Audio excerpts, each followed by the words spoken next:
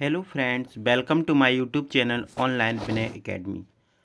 आज मैं इस वीडियो के माध्यम से आपको बताऊंगा कि ब्रू शरणार्थी कौन है और ये आजकल चर्चा में क्यों है, इनके चर्चा में रहने का क्या विषय है और ये आजकल चर्चा में क्यों हैं, जो कि किसी भी कॉम्पिटिटिव एग्ज़ाम के व्यू से बहुत ज़्यादा इम्पोर्टेंट है। आपके आने वाले किसी भी कॉम्पिटिटिव एग्ज़ाम में इससे कुछ संबंधित क्वेश्चन पूछे जा सकते हैं। फ्रेंड्स, अगर आप मेरे चैनल पर पहली बार आए हैं तो प्लीज़ चैनल को सब्सक्राइब करें और वीडियो को अंत तक ज़रूर देखें, जिससे आपका कोई भी क्वेश्चन परीक्षा में ना छूट पाए। तो चलिए स्टार्ट करते हैं। ब्रू शरणार्थी है कौन आखिरकार, ये कौन है और ये चर्चा में क्यों है?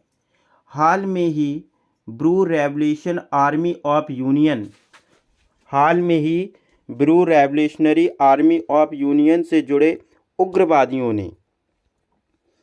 हाल में ही Bru revolutionary army of union से जुड़े उग्रवादियों ने असम सरकार के समक्ष आत्मसमर्पण यानी कि सरेंडर कर दिया। ये जो ब्रू जो शरणार्थी थे, ये कि उग्रवादी थे और इन्होंने एक अपनी आर्मी बना रखी थी जिसका नाम था Bru revolutionary army of union. इसने अभी हाल में ही असम गवर्नमेंट के सामने सरेंडर किया है, असम गवर्नमेंट के सामने सरेंडर किया है। आखिरकार ये कौन है, ये ब्रू शरणार्थी? चलिए जानते हैं। खुद को म्यांमार का मूल निवासी बताने वाले ब्रू जनजाति सालों पहले भारत के पूर्वी राज्य मिजोरम में आकर बस गए थे। मतलब ये कि जो ब्रू शरणार्थी है अपने आप को मूल निवासी म्यांमार का बताते हैं, लेकिन बहुत साल पहले ये जनजाति हमारे जो पूर्वोत्तर राज्य मिजोरम में आकर बस गई थी। इनमें से ज़्यादातर परिवार मामित और कोलासिब जिले में ही बसे हैं। जो कि कौन कौन जिले में बसे हुए?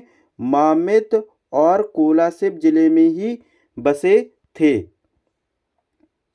आगे जानते हैं। ब्रू जनजाति को रियांग भी कहा जाता है। जो ब्रू जनजाति है इसको रियांग भी कहा जाता है। ब्रू जनजाति को रियांग भी कहा जाता है। गृह मंत्रालय ने चेंचू, बोडो, गरबा, असुर, कोतवाल, बैगा, बोदो, मारम, नागा, सोरा जैसे जिन 75 जनजातीय समूह को विशेष रूप से कमजोर जनजातीय समूह जिसे पीवीटीजी के रूप में वर्गीकृत किया है, रियांग उनमें से ही एक है।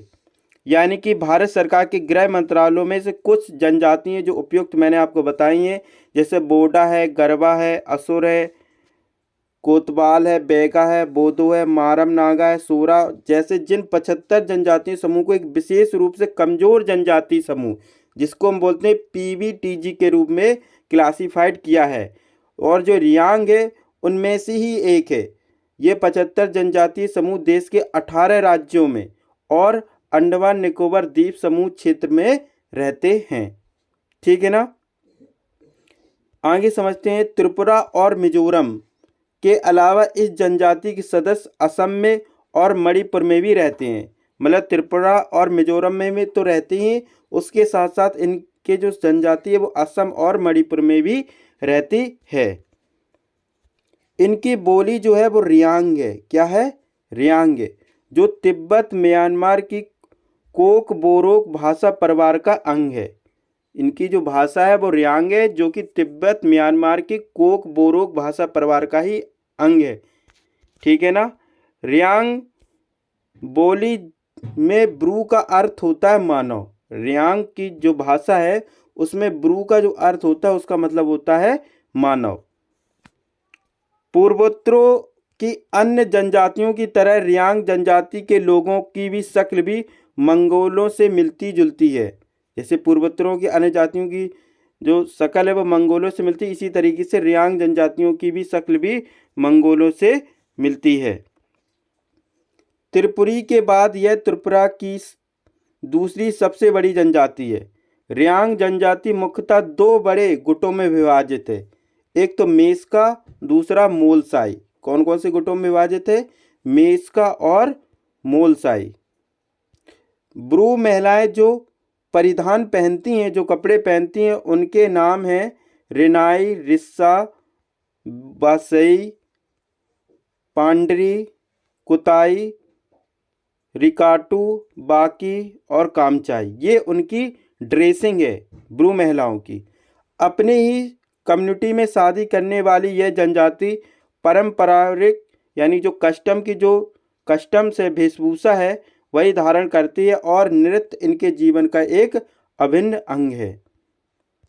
अगर धर्म की बात करें तो यह जनजाति धार्मिक रूप से हिंदी धर्म के वैष्णव संप्रदाय को मानने वाली रियांग जनजाति के प्रमुख को राय कहा जाता है। मतलब ये वैष्णव संप्रदाय को ही मानती है, जिसको राय कहते हैं अपनी भाषा, जो विवाह और तलाक की अनुमति देता और आपसी झगड़े निपटाता है।